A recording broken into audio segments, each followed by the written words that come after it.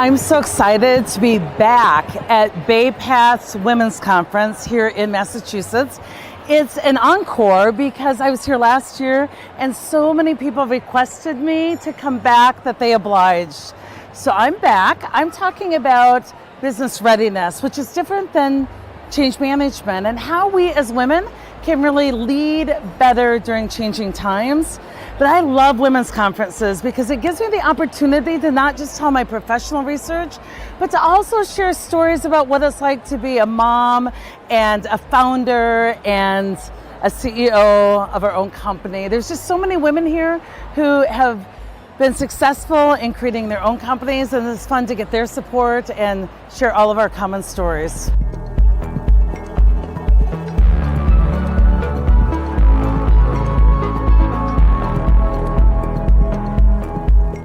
How are you? Good, how are you? Good. It's very nice to meet you. It's nice to meet you. I'm Megan Pedamonte, I'm from Wayfinders. Oh, wonderful. We are actually doing your Ditch the Drama. Campaign? Yeah. Good. Yeah. Good. It's been great.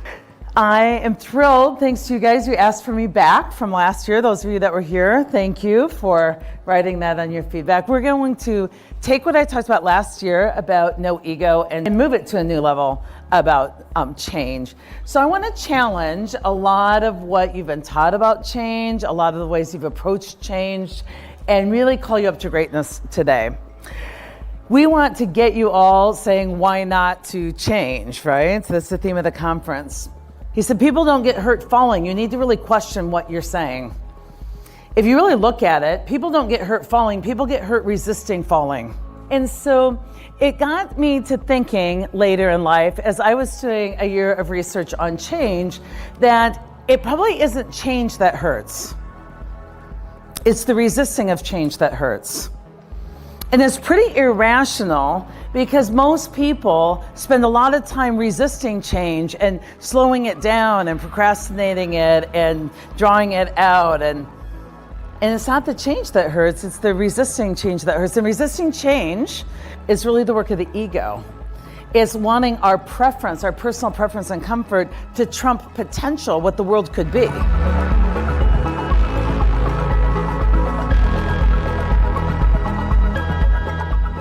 If you're the decision maker, but in this case, or if the athlete's the decision maker in another case, then what the rest of you need to do is do everything you can to help them make a good decision, not by trying to tell them what to do, but by fleshing out all the things they could do.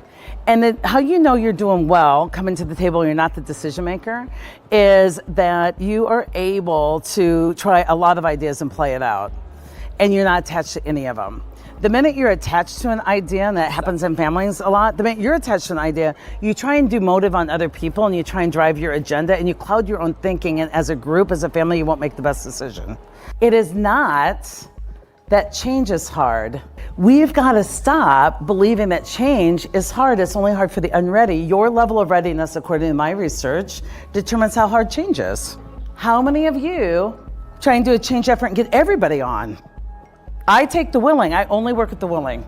We take the willing, we get rid of resistance, we do a dream team, pilot, break the curve, show what's possible. Now, your ideas of how it won't work just don't hold water. So, we've got to change management. We've got to quit making it least disruptive to the people, start making it least disruptive to the business. It's not my job to keep you aware. It's my job to foster awareness in you.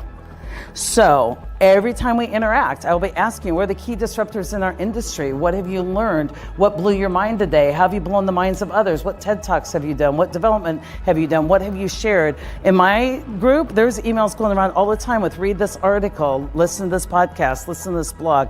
I only employ learners. Business readiness requires something of you at every step. You're aware now? Awesome. Are you willing? Are you in or are you out? Are you on board? I'm like, here's the strategy. The decision's been made. Are you in? I don't agree with it. Okay, well, tell me, is it illegal, disruptive, immoral, discriminatory? Then what's your plan to get joyfully on board by Monday? I'm not gonna. Then what's your plan to transition off my team? I'm not going anywhere. Awesome, I'd love to keep you. Then what's your plan to get on board joyfully? Do you think there's a third option? That you can stay and hate. If you want to be happy, stay, enjoy, or leave in peace.